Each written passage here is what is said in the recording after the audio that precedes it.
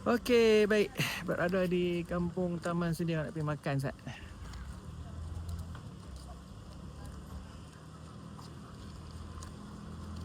Mereka duduk belah sana.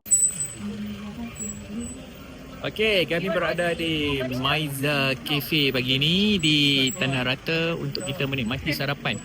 Okey, ini nampaklah.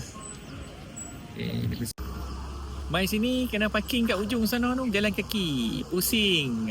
Baru boleh masuk. Ramai orang hari ni. Tak cashback.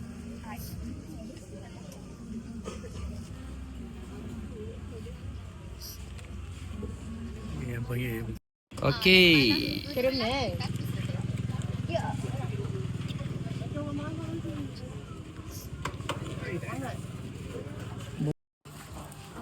Okay, pagi ni kita sarapan di Maiza Cafe. Maiza Cafe kampung Taman Sedia.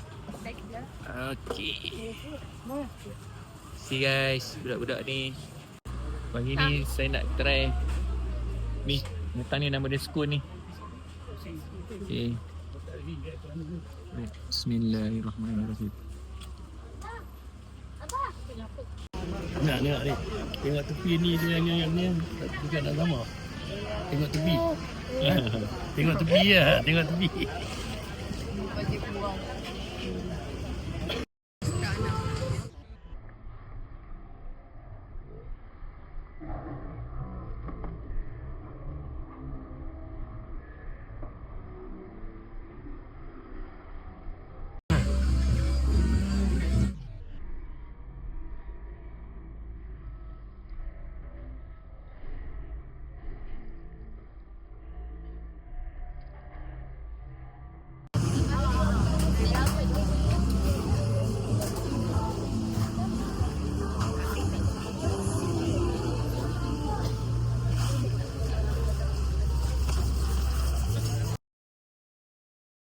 Okey, alhamdulillah nasi dah sampai, makanan sarapan dah sampai. Okey.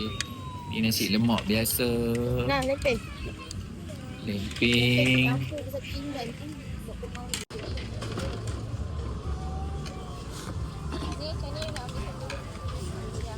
Macam buah-buah lagi ya.